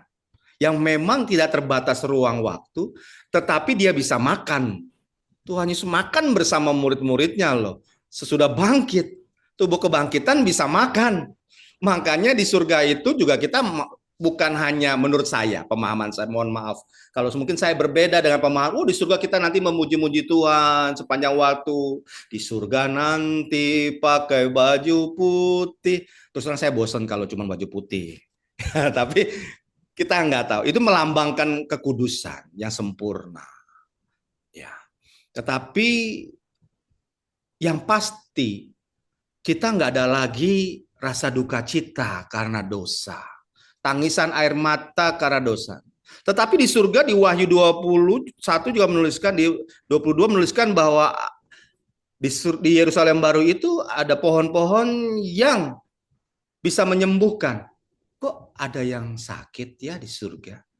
Nah ini perlu beberapa penafsiran. Ada yang berkata itu fisik mungkin saja karena kita nanti di surga tetap bekerja. Tapi pekerjaan kita bukan karena susah cari makan. Tetapi kita bekerja untuk menyenangkan Tuhan, yaitu pekerjaannya memerintah bersama Dia. Tunggu dulu, siapa yang diperintah jadinya? Kalau semua kita memerintah, siapa yang diperintah? Nah, ini yang saya pahami ya, kalau saya. Kan ada orang-orang petobat-petobat baru belum mengenal Kristus seperti kita yang sudah belajar Bible study. Contoh lah ya, apa fair? Kita udah 2 tahun, 3 tahun, bahkan 4 tahun ya Bible study mungkin ya, buat teman-teman dari pertama. Tahu ada petobat baru. Terus besok-besok kita semua sama berakhir nih. Masuk surga semua. Masa tiba-tiba semua pemahamannya sama? Enggak. Yang saya pahami, pemahaman kita ya, pemahaman kita di surga kelak itu sama dengan pemahaman kita di bumi. Jadi kalau orang Kristen baru belum mengenal Kristus secara utuh dibanding dengan Pak Ian yang sudah memimpin Bible study ini, pemahamannya banyak, itu pasti beda di surga kelak. Sehingga mereka harus diajar, dan saya percaya kita ini mengajarnya, itu salah satu pekerjaan kita. Mendidik, karena kata memerintah bersama dengan Tuhan itu, dengan Kristus itu ada kata yang sama dengan pendidikan. Apakah sifatnya government pemerintahan ini seperti bupati, kabupaten, atau karisedanan, tapi di situ juga ada pendidikan. Mereka yang belum mengenal Kristus secara utuh pasti harus dididik supaya mengenal Kristus secara utuh. Lalu selanjutnya apa kalau semua sudah utuh? Ya itu nanti selanjutnya di kekekalan kita beresin. Orang Alkitab juga nggak tulis, kita hanya bisa menafsir. Nah itu ya Pak Ian yang saya pahami. Sehingga kita tubuh kemuliaan. Tapi apakah kita jadi masuk seperti alam yang metafisik yang bagaimana? Saya belum berani bisa terlalu jauh. Studi itu, pembahasan itu kayaknya buat level yang advance deh. Kalau kita bahas sama-sama, itu bisa secara khusus saja. Karena itu lumayan sensitif. Jadi ada beberapa hal yang kita bisa pelajari bersama, tapi menurut saya pemahaman itu jauh ke depan. Itu boleh juga buat kelasnya, itu bisa saya sajikan. Tapi saya minta kalau kelas itu disajikan, pembelajaran begitu bukan untuk petobat baru. Ya, untuk yang sudah paham, udah belajar paling enggak 2 tahun ikut Bible study gitu. Gitu ya Pak ya. Ya, Pak. Ini pertanyaan berikutnya Pak. Ini tentang Eden ya, Taman Eden. Pertama Iya. pertanyaannya, apakah Eden itu letaknya di bumi ini, dan kalau iya, apakah ada sejarah arkeologi Edennya itu di mana? Lalu kedua, kalau memang tema dari seluruh Alkitab adalah keinginan Tuhan untuk bersama dengan manusia dari Eden sampai Yerusalem baru, tapi kenapa ada masa-masa di mana Tuhan itu begitu jauh dan hilang, misal seperti di masa hakim-hakim, dan juga mungkin kadang sebagai seorang teolog kan Pak, Ya. Mungkin ada satu problem yang namanya the hiddenness of God. Kenapa Tuhan itu begitu tersembunyi, yang Bapak bilang tadi, nggak bisa dilihat, kadang keluarnya sebentar-sebentar. Iya. Nah, kadang saya juga tanya ke Tuhan, kenapa? Kenapa gitu? Apakah emang itu rahasia kerajaan Tuhan yang Tuhan tuh harus tersembunyi supaya orang-orang yang benar-benar mencari maka akan ketemu gitu. Ya. Dan jadi kesembunyian itu sengaja. Kenapa nggak Tuhan itu begitu mudah? Dan memang itu akhirnya manusia itu cari Tuhan, karena saya rasa semua manusia cari Tuhan ya. Saya pernah lihat film yang dari India itu yang tentang Tuhan tuh, yang orang sampai cari Tuhan di truk, orang cari Tuhan di tikus. Akhirnya mereka bikin patung karena kita pengen presence Tuhan secara fisik itu, walaupun setelah saya jadi anak Tuhan saya baru paham gitu. Oh ternyata nyembah patung itu sangat-sangat apa ya, konyol gitu. Kenapa kita nyembah benda mati? Ya. Betul. Ya siapa? Ya, jadi yang pertama tentang Eden, yang akan kita bahas sebenarnya banyak sekali nanti di pertemuan berikut 2 minggu lagi. Tentang Eden sebagai bait suci Allah. Namun yang saya pahami Eden di bumi, bukan di alam roh yang nanti dieratkan gitu ya. Adam dan Hawa tiba-tiba diturunkan, kan namanya dibuang juga ke bumi kalau gitu. Enggak, Eden di bumi. Hanya memang memahami kitab Kejadian 1 sampai 3 mirip dengan Wahyu 20 sampai 22. Ada simbolisnya. Ada juga yang harfiahnya. Makanya pelajari bahasa asli. Dan tulisan-tulisan berikut dari banyak para ahli kitab yang memang dari bangsa di Yudaisme itu banyak menuliskan hal-hal yang berkenaan dengan Taman Eden juga. Tetapi yang saya pahami dari bukti-bukti literasi, bukti arkeologi, Eden di bumi. Walaupun tidak ada kesepakatan antar arkeolog yang penuh Eden di sini nih. Tapi dari nama-nama sungai yang ada, dari fungsi, dari sejak itu Adam dan Hawa dibuang ke timur, itu menunjukkan Eden di bumi. Ya, memang ada beberapa bahasa simbolis. Bahkan di dalam pembahasan teologi, Kejadian 1-3 termasuk digolongkan juga sastra. Ya, ada seperti puisinya dari pola kata-katanya. Indonesia pada mulanya alam menjadikan langit dan bumi. Yang kedua, bumi belum berbentuk dan kosong. Ketiganya, maka berfirmanlah Allah. Dalam bahasa aslinya kita melihat pola lebih puisi atau prosa. Banyak kata dan di awal kata, awal kalimat ayat-ayat itu. Nah, itu yang saya bisa berikan saat ini dulu ya, sebelum nanti kita 2 minggu lagi bahas Eden lebih dalam. Di situ kita menjawab pertanyaan ini dengan lebih komprehensif. Yang kedua, sekarang mengapa Allah kadang-kadang tersembunyi, nggak bisa dilihat, jahat banget gitu ya. Bangsa Israel kok bisa dibiarkan oleh bangsa Indian begitu ditekan, bahkan dibuang ke Mesir pun, diperbudak, bukan dibawa, diperbudak di Mesir kok Tuhan seperti diam ratusan tahun. Saya mau melihat bahwa bagaimana Allah memperlakukan kita manusia ini, umatnya khususnya umat pilihan, baik Israel maupun gereja, itu seperti bapa dan anak. Khusus, yang secara khusus. Kalau ada anak kita yang benar-benar taat ya, kita pasti mau selalu deh apa aja kita kasih ya. Anak yang nurut sama kita kan dengan anak yang tidak nurut sebenarnya kita kasih sama-sama, betul ya. Tapi kalau udah nggak nurut, kita pasti memperlakukan disiplin kepada anak yang tidak nurut ini supaya mereka bisa ikut aturan kita. Demikian Tuhan Allah menetapkan aturan surgawi kepada bangsa Israel. Awalnya kepada Adam dan Hawa gagal, turun lagi kepada Kain gagal, turun lagi terus sampai kepada Nuh.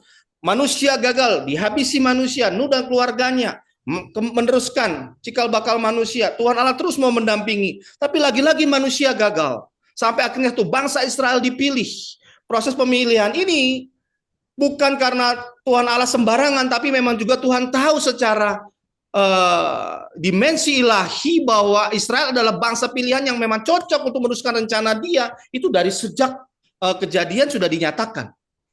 Nah, Israel adalah anak Tuhan, ya, sebagai satu entitas adalah seperti anak bagi Tuhan yang dididik, diajar dengan baik, dengan benar, diberi fasilitas ilahi. Nah, tapi berontak berulang kali. Kalau dibilang Tuhan kok nggak ada, tapi bangsa Israel tuh begitu jahat loh sama Tuhan Allah berulang kali. Sampai didisiplin akhirnya Tuhan Allah seakan-akan nggak ditemu. Karena udah sifatnya seperti kita. Kalau anak baru sekali nggak taat atau kita bilanginnya, Dek jangan begini ya. Ya papi, satu kali. Kedua, Dek jangan begitu. Naik nada kita ya.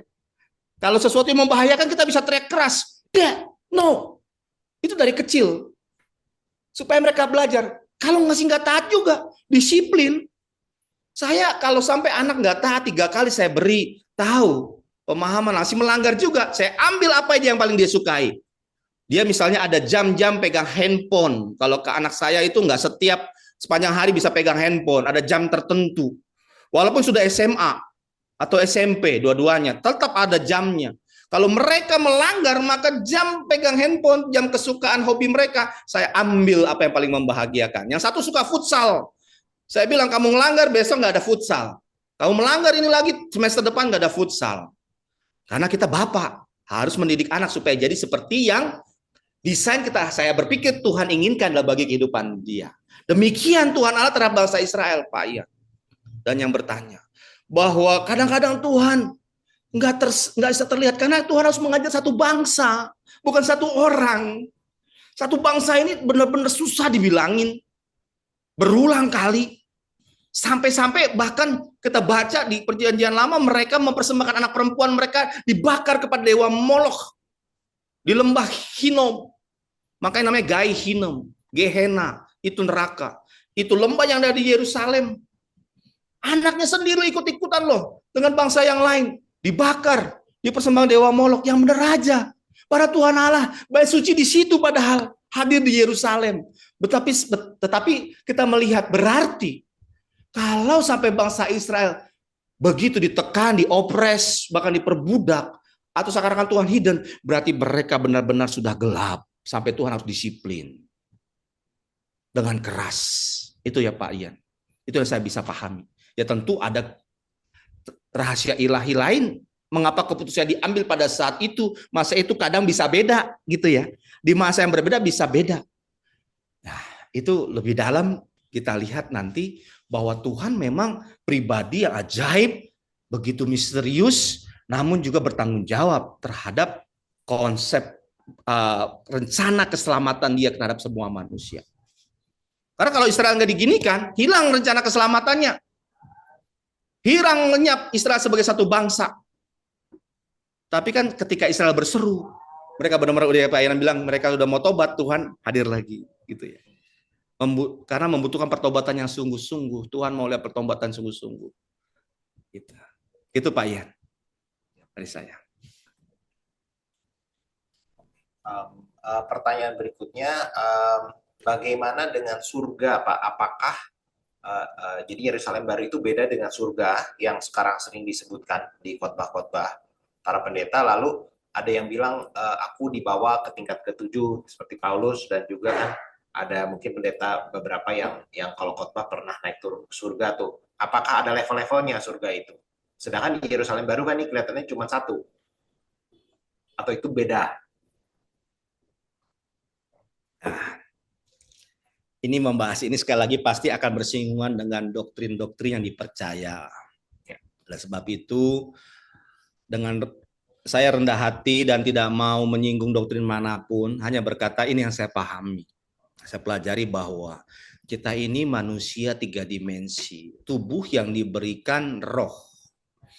Sehingga sampai kapanpun nanti di Yerusalem baru atau surga bagi kita ya, itu Yerusalem baru.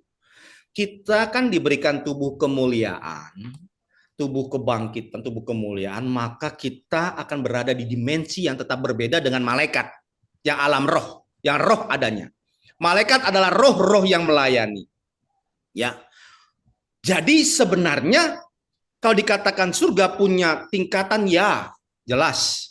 Yang paling mudah yang kita bisa pahami adalah atmosfer bumi dan atmosfer langit, semua tata surya ini, semua universe yang fisik ini adalah tingkat pertama surga, karena kata untuk langit juga syamayim, surga, langit itu surga sama dalam bahasa aslinya. Lalu ada tingkat kedua ya, yang dikatakan ini yaitu di mana ini bisa jadi tempat roh-roh orang-orang mati yang sudah mati disimpan untuk sementara ya. Bentuknya saya percaya bukan lapisan lah ya, karena dimensi ilahi berbeda dengan kita. Itu Pak Ian juga paling paham di keilmuan pasti bidang tentang dimensi yang dikatakan sampai sekarang katanya ada 11 dimensi yang berhasil diukur atau dirumuskan walaupun susah membuktikannya. Tapi paling tidak kita ada di dimensi 3 dimensi. Lalu dimensi ilahi itu ada minimal ada 4 dimensi karena Tuhan tidak dibatasi ruang dan waktu. Lalu selanjutnya apalagi Allah, surganya Allah itu adalah tempat yang maha tinggi, ya. Di mana ini adalah tempat Allah bersama malaikat-malaikatnya. Di situ kita, menurut saya, kita nggak ditempatkan di situ nanti. Kita di Yerusalem baru tempat fisik, tetap fisik adanya. Karena kalau kita bersama dengan malaikat-malaikat, malaikat itu tetap roh adanya. Tapi apakah malaikat bisa lebih jelas kita lihat? Nanti kita buktikan di sana aja. Menurut saya ada perbedaan. Tapi Yerusalem baru adalah surga bagi kita. Ingat, surga dalam bahasa aslinya itu merujuk baik yang kita kelihatan langit ini, baik alam roh, dunia orang mati, itu semua bicara tentang surga. Tapi kalau konteks bahwa surga tempat yang indah, ya, kita akan berbeda lagi konteksnya, kita akan lebih jabarkan lagi. Begitu Pak Ian, yang saya pahami. Ya, jadi kita akan bertemu langsung Tuhan Allah kita, yaitu Tuhan Yesus Kristus di Yerusalem baru. Karena dia adalah baitnya sendiri, yaitu Allah sendiri bagi kita. Ada beberapa hamba Tuhan berkata, selama-lamanya kita tuh nggak bisa ketemu Bapa di surga, tapi hanya Tuhan Yesus Kristus. Ya boleh dipercaya, boleh nggak, buat saya Bapa dan Yesus satu. Begitu ya. Maka itu yang kita butuhkan. Kita udah nggak usah pusing bertemu dengan Yesus saja sebagai pribadi agung depan kita gitu ya. Walaupun kita bilang misalnya di surga nanti ketemunya dia berkata saya Yesus bukan Bapa, mungkin kita bingung. Enggak, saya nggak peduli, ketemu dengan Yesus buat saya udah segala-galanya. Udah beyond expectation, nanti udah nggak bisa mikir yang lain. Tapi saya percaya Bapa dan Kristus dan Roh Kudus itu satu. Ya, tapi dia menyatakan diri dalam dimensi keilahian yang mana? Dia akan menyatakan dimensi dirinya dalam dimensi yang kita bisa sentuh, bisa pegang, bisa ajak omong. Nah, ini yang luar biasa. Begitu ya Pak Ian? Itu yang saya pahami. Itu jawabannya ya. Oke, silakan Pak Ian. Ya, pertanyaan berikutnya Pak tentang Eden. Kalau awalnya hanya diciptakan Adam dan Hawa, Ya. eh, lalu bagaimana keturunannya Kain dan Habil? Apakah sebetulnya kan kalau di narasi lain ada kemungkinan katanya ada ciptaan-ciptaan lain yang nggak disebutkan dan nggak ditulis? Atau ada beberapa teolog yang mengatakan sampai di zaman Nuh ya, kawin sesama darah itu masih boleh karena menurut data research eh, varian dari genetiknya itu masih luas, jadi Ya. tidak menimbulkan cacat lahir. Ya. Teori yang mana yang benar Pak? Masih. Teori mana yang benar? Ya, yang pasti Alkitab yang paling benar. Tadi Ya, sudah ya. kita bahas di awal. Alkitab kebenaran absolut. Yang lain referensi. Ada juga yang berusaha untuk meruntuhkan wibawa Alkitab ini. Ini yang saya paham, yang saya percaya. Bahkan dari bukti-bukti yang ada, walaupun dikatakan, ya sebelum Adam dan Hawa itu ada loh, menurut kitab ini loh, dari Babel juga ada, Mesopotamia, dari filsafat-filsafat lain, filsuf lain, ada loh yang katanya itu ditemukan itu kan sebenarnya manusia-manusia itu ada yang namanya ini, ada yang itu, ada yang ini, yang itu. Oke lah, saya tahu. Juga buktinya katanya bukit situs Gunung Padang di Indonesia itu kan umurnya udah 22.000 tahun. Sedangkan Adam dan Hawa kalau hidup paling hanya 10.000 tahun yang lalu, paling lama gitu kan. Banyak berkata demikian, sehingga harusnya ada manusia lain sebelum Adam dan Hawa. Kalau kita mempercayai hal demikian, maka tidak akan pernah selesai sebenarnya pencarian terhadap siapa manusia pertama. Satu mengklaim sebelum Adam dan Hawa ada manusia lain. Lalu diklaim lagi sama satu yang lain, sebelum yang lain ini ada lagi yang lain. Gak selesai. Yang kita perlu tahu bahwa Alkitab kebenaran absolut itu saja, tapi harus didukung dengan studi. Bahasa asli, bukti arkeologi, bukti ilustrasi yang semua beredar kita teliti, ternyata ya tulisan-tulisan yang menyatakan ada manusia lain sebelum Adam itu jauh setelah Alkitab sudah mulai menulis tentang Adam dan Hawa. Dengan kata lain bahwa semua masih bisa direkayasa. Ya, contoh kitab Henok yang ramai dipercayai. Saya berkata itu pseudografi, hati-hati. Ya, tulisan-tulisan itu bisa menentang kebenaran Alkitab, melemahkan Alkitab. Itu ngetrend di Indonesia. Yang melihat di media streaming itu ratusan ribu followernya atau subscribernya. Bahkan orang-orang Kristen berkata, saya akhirnya menemukan apa yang dikatakan Alkitab benar adanya lewat Alkitab ini. Dari zaman dulu bapak-bapak gereja udah menolak kitab ini, Bapak Ibu.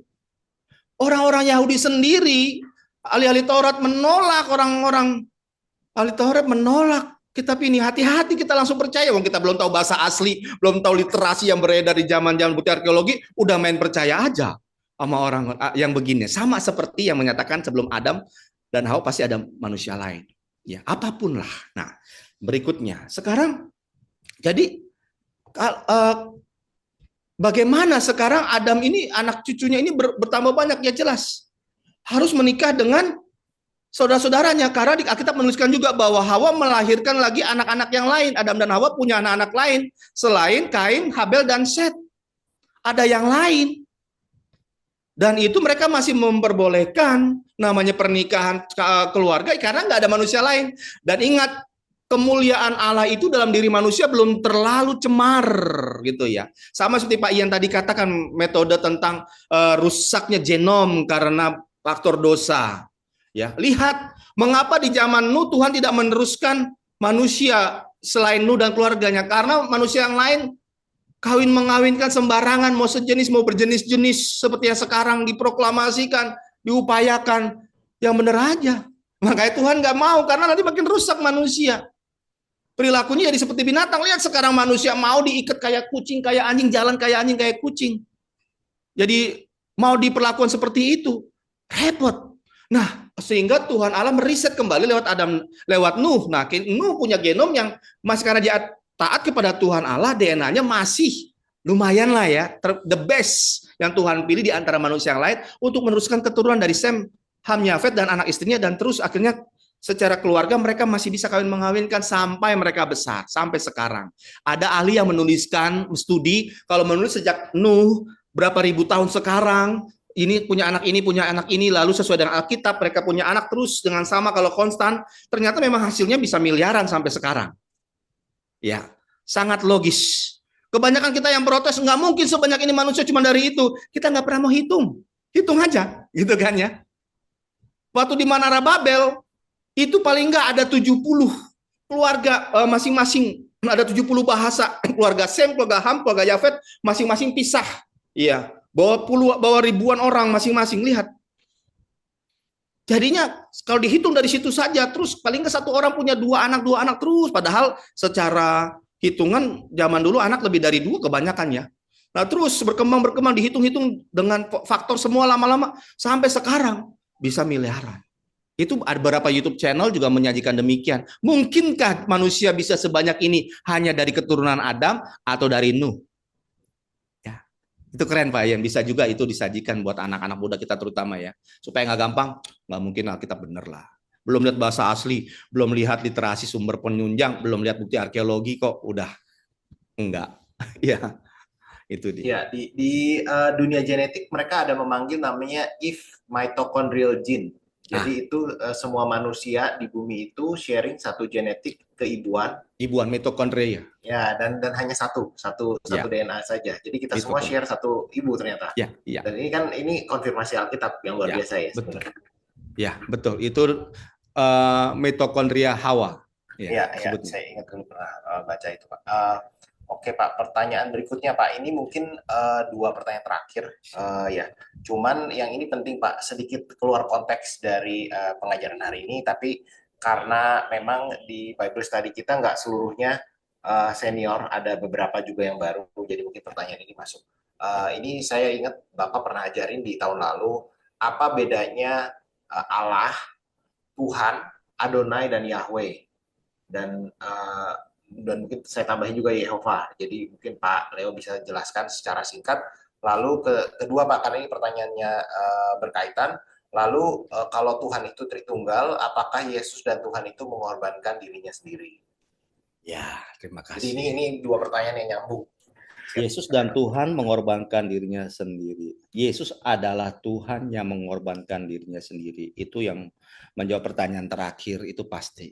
Ya, itu jawabannya. Yesus adalah Tuhan yang mengorbankan dirinya sendiri, bukan dan Tuhan. Karena katanya kan Tritunggal tadi ya. Kalau Tritunggal tiga dalam satu, sama aja ya. Hanya itu pelajaran lebih jauh tentang Tritunggal. Benar, Pak Ian, kita telah pelajari tentang Allah, Tuhan, Adonai, dan Yahweh. Tahun lalu sempat saya singgung ya di Bible Study yang khusus saya adakan juga khusus tentang Allah, khusus tentang Yod-Heh-Vav-Veh atau Yahweh gitu ya. Atau Yehova itulah ya, itu yang kita harus lihat sebenarnya penting sekali kita pelajari, wajib sebenarnya semua orang Kristen tahu. Kenapa begini? Karena kita baca Alkitab terjemahan, kita sulit membedakan ketika ditulis kata Allah ini Tuhan apa Allah apa Yod-Heh-Vav-Veh gitu ya, atau Yehova atau Yahweh gitu, sulit kita membedakannya. Tapi begini, untuk kata Allah sendiri sebenarnya Alkitab kita di Perjanjian Lama menuliskan ada 3 kata. El, Eloah, Elohim. Ya, di mana kata-kata ini juga dipakai sama bangsa-bangsa Kanaan loh. Ya, di luar Alkitab kita. Jadi kita mesti benar-benar studi, sungguh mempelajari bagaimana bedanya Tuhan Allah kita yang El, Eloah, Elohim dengan yang di luar sana. Itu makanya harus belajar terus. Saya 5 tahun ini belum berhenti menggali tentang hal ini. Ada banyak pewahyuan, penyingkapan dari bukti arkeologi juga ada yang baru. Nah, jadi kata Tuhan, kata Allah, terutama Allah dulu, itu yang pertama El. El itu satu yang berkuasa, yang punya otoritas. Satu yang berkuasa, yang punya otoritas itu El. Ini adalah bentuk dasar dari Eloah dan Elohim. Eloah itu kalau diterjemahkan kita nih Allah. Kalau mau apa adanya, Eloah ini Allah Indonesianya. Itu Eloah yang tepatnya. Ya. Tapi Eloah punya arti tersendiri dengan El, dengan Eloah. Eloah dari El. Nah, Eloah ini kalau bahasa Aramnya itu Elah. Di Arabnya disebutnya Allah, yang tulisannya sama dengan kita Allah. Jadi Allah, Elah dan Allah tuh sama tulisannya. Kalau di Indonesia kan Allah, harusnya begitu, ya. Satu itu dia. Ini satu yang berkuasa, yang memegang otoritas, yang sebenarnya memimpin hidup kita secara pribadi. Itu simpel sederhananya ya. Karena membahas ini 90 menit sendiri di kelas saya. El Eloah Elohim. Yang terakhir Elohim. Nah, ini yang terkenal. Karena Kejadian 1:1 Bereshit bara Elohim. Itu Allah tuh Elohim. Maka ada Alkitab yang terjemahan mengganti semua kata Allah dengan Elohim. Nggak tepat sepenuhnya. Karena ada ratusan kata itu bukan Elohim. Diterjemahkan Allah di Alkitab kita itu ada Eloah, ada El. Hati-hati. Makanya mengganti begitu saja nggak gampang. Masing-masing punya pengertian. Elohim itu bicara Allah yang berkuasa atas semua manusia, semua malaikat, semua apapun juga. Dia berkuasa atas para Allah. Kalau dulu ada lagunya, Yesus Tuhan ditinggikan atas segala Allah. Maka Yesus Elohim. Ini dia. Kalau Eloah ini kalau di rumah Bapak. Bapak kita di rumah Eloah. Kalau bapak kita di luar, di pekerjaan, punya jabatan, jadi direktur, manajer, bahkan presiden, itu Elohim. Pribadi yang sama sebenarnya. Gitu aja. Hanya masing-masing beda peruntukan. Fungsinya beda, pribadinya sama. Orangnya sama. Itu Allah. Itu simpelnya sederhana. Yang kedua, Tuhan. Semua kata Tuhan dengan huruf besar di Alkitab kita, itu ditulis bahasa aslinya Yod He Waw He, atau sekarang Yod He Vav He di Israelnya. Yang oleh orang Israel diganti dengan Adonai, Tuanku atau Tuhanku, atau Hashem sang nama. Karena mereka nggak berani nyebut Yod He Vav sembarangan, ya. Jadi ada sejarah kalau nyebut Yod He Vav sembarangan pasti akan dihukum. Ya, ada yang pernah hukum mati karena menyebut Yod He Vav sembarangan di Israel. Nah, Tuhan huruf besar semua Yod He Vav. Inilah pribadi yang menyatakan dirinya, menyatakan namanya kepada Musa. Sebenarnya jauh sebelum Musa, kalau baca Alkitab bahasa asli, Hawa yang pertama kali memanggil Tuhan Allah dengan Yod He Vav. Ketika melahirkan Kain, aku mendapatkan anak atas pertolongan Tuhan. Tuhannya Yod He Vav. Lihat bahasa aslinya. Nah, luar biasa. Abraham sudah memanggil Tuhan dengan Yod He Vav loh. Lot juga. Semua. Sarah juga. Ishak, Yakub. Semua. Sebelum Tuhan Allah menyatakan dirinya namanya sebagai Yod He Vav kepada Musa. Jadi, yang luar biasa, walaupun namanya beda, Allah dan Tuhan, tetapi pribadinya sama. Yang kita kenal di dalam nama Tuhan Yesus Kristus. Nanti kalau belajar lebih dalam bersama saya, kita ketemu bahwa Allah dan Yod He Vav ini ada di dalam Kristus ketika dia menyatakan dirinya, ya, menyatakan dirinya dalam berbagai kesempatan, menyebut misalnya salah satunya, pikulah kuk yang kupasang sebab aku ini rendah hati, ya, dan lemah lembut, sebab kuk yang kupasang itu ringan. Itu Tuhan Yesus sudah menyatakan diri sebagai Allah. Kapan Tuhan Yesus menyatakan diri sebagai Yod He Vav? Ada banyak kesempatan ketika dia berkata, aku terang dunia, aku ini air hidup, aku adalah ketika dia membuat mujizat, aku roti hidup, semuanya. Tapi nggak langsung, karena pada saat itu kalau Tuhan Yesus bilang dia Yod He Vav, langsung dia pasti dirajam batu sampai mati tanpa ada pengadilan terdahulu. Itu sudah aturan masa itu. Oke, itu tuh Yod He Vav. Untuk mempelajarinya, dreamet lagi nih ya. Saya sendiri di kursus saya ini 8 sesi membahas Yod He Vav, Bapak Ibu teman-teman. Jadinya susah, tapi paling nggak gini, Yod He Vav paling gampang di Roma 8 ayat 28. Karena Allah turut bekerja dalam segala sesuatu untuk mendatangkan kebaikan bagi mereka yang mengasihi Dia. Kata Tuhan Allah atau Tuhan bekerja dalam segala sesuatu untuk mendatangkan kebaikan bagi kita, itu menyatakan Allah sebagai Yod He Vav. Karena Yod He Vav itu bicara apa? Ya, apa adanya, gambarnya lihat tangan, lihat paku. Bicara Tuhan Yesus. Tapi kata ehye eser ehye, ya, kata Yod He Vav itu merujuk kepada Tuhan atau Allah yang melakukan pekerjaannya dalam kehidupan kita untuk menjadikan kita seperti Dia. Itu artinya. Nanti bisa didalami khusus. Jadi itu ya Pak Ian. Jadi selanjutnya Adonai. Adonai adalah sama dengan kata Adon itu Tuan. Itu seperti melembutkan, ya, bahasa melembutkan untuk menunjukkan kepada Tuhan karena nggak boleh apa adanya. Yod He Vav. Selanjutnya Yehova, Yahweh apapun itu nama yang dikatakan Yotevava itu penyebutannya itu Yahweh atau Yehova. Tapi ada bukti-bukti sejarah, bukti arkeologi tidak demikian sebenarnya. Walaupun boleh saja menyebut demikian. Itu ya Pak Ian. Kalau Eli gimana Pak? Eli. Eli itu Allah Tuhanku. Maaf, Oke. Eli itu Allahku. El atau Eloah, Ani. Eloah itu Allah, Ani itu saya. Ani Leo, saya Leo, gitu ya. Jadi Eli Allahku, itu dia. Nah, Jadi tapi itu hanya disebutkan sekali doang ya, Eli.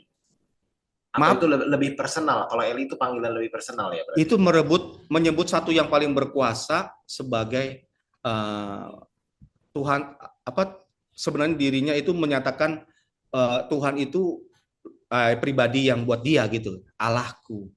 Sebenarnya nama Eli itu kan ketika Tuhan menyebutnya Eli Eli lama sabahtani. Ada juga Markus menuliskannya Ela Eloi Eloi lama sabahtan. Eloi itu Eloah Ani, ya gitu. Sebenarnya nama Eli juga dari kata Eloah Ani, Allahku itu. Dibilang personal bagi pribadi yang punya nama itu. Gitu. Oke Pak. Pertanyaan ini ada di chat mungkin ya saya Ya, tanya, apakah manusia itu lebih dilahirkan untuk mengejar surga atau menghindari neraka setelah kematian? neraka setelah kematian. Ya, ya, ya. Manusia dilahirkan untuk mengejar surga, saya lebih setuju. Manusia dilahirkan untuk hidup berdampingan dengan Tuhan Allahnya. Itu yang implikasi dari pelajaran kita hari ini. Ketika kita mengejar Tuhan Allah dan kebenarannya, ya, mengajar kerajaan Allah dan kebenarannya, neraka itu udah terhindar kita jauh dari kita. Itu saja yang kita fokus. Itu yang Tuhan Yesus katakan. Carilah dahulu kerajaan Allah dan kebenarannya, maka semuanya akan tambahkan kepadamu. Udah, nggak usah pusing. Cari kerajaan Allah setiap hari, pasti jauh kita dari mau selingkuh, dari mau buat jahat, korupsi, bohong, dan yang lain-lain. Begitu ya Pak Ian ya? Ya, mungkin Pak ini pertanyaan terakhir dari Siap. saya Pak. Saya ada pertanyaan ini juga udah lama sih saya tanyain, cuma saya nggak belum dapat jawaban yang. Ya.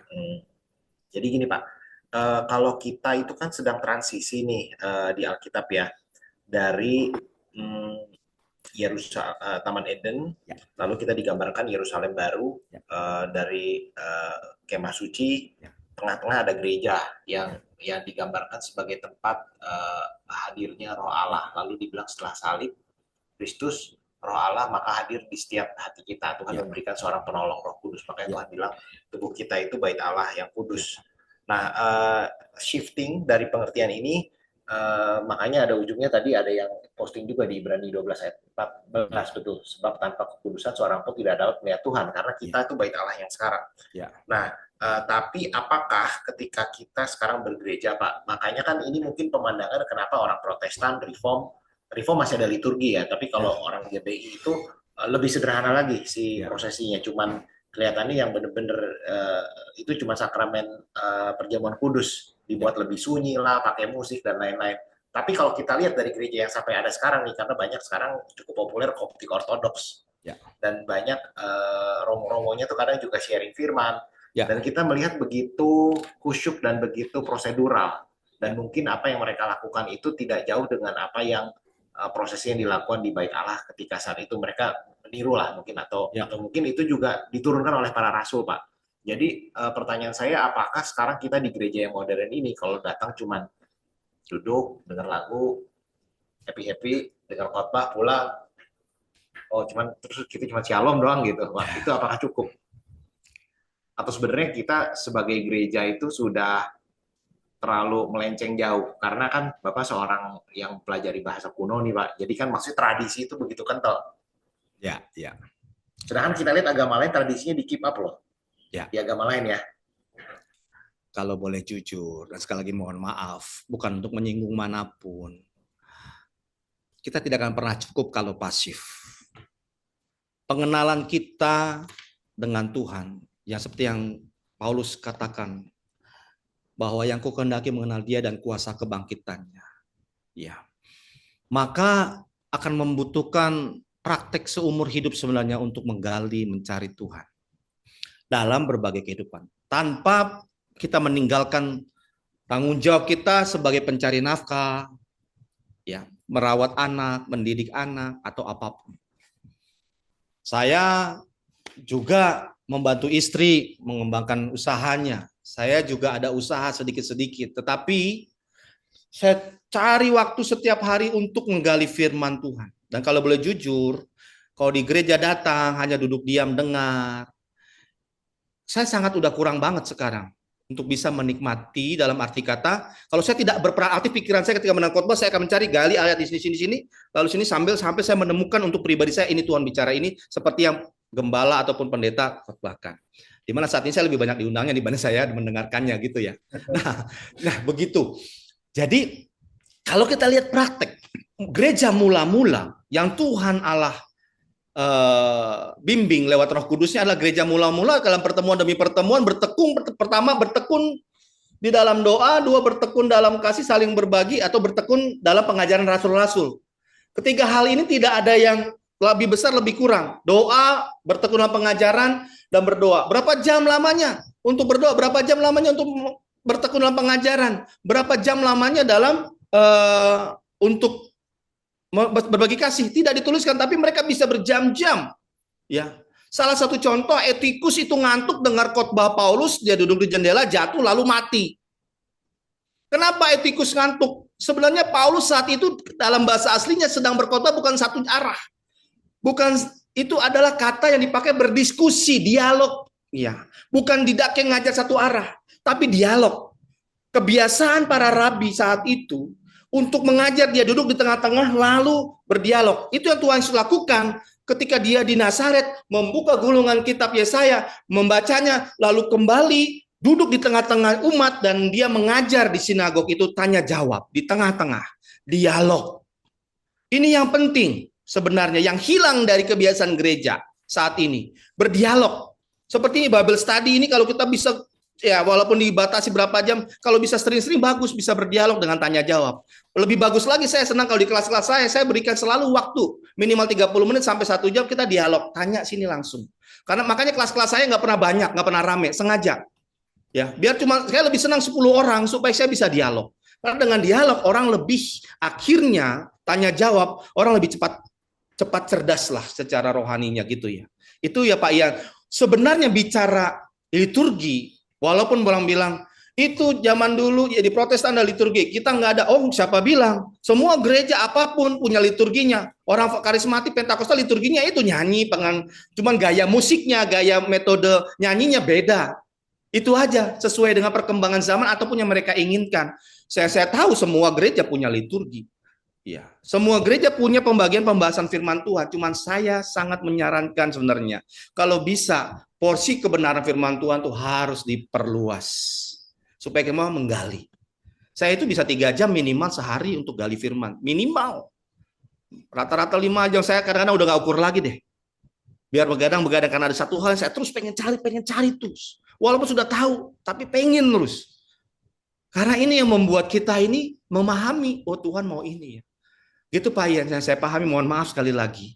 Sebenarnya, kalau boleh, ya, ini mohon maaf, gereja harus berpikir, berarti jamnya tambah atau gimana, terserah. Porsi kebenaran harus ditambah. Jemaat harus diajak praktik. Jadi rasul-rasul, Paulus itu banyak ngajar dan dialog, ngajar dan dialog. Itu yang mempercepat proses pemuritan. Sehingga Tuhan Yesus hanya membutuhkan waktu 3,5 tahun saja sama murid-muridnya, hanya 12. Walaupun satu berkhianat, tapi nanti balik lagi, yang tambahan satu lagi. Demikian. Ya.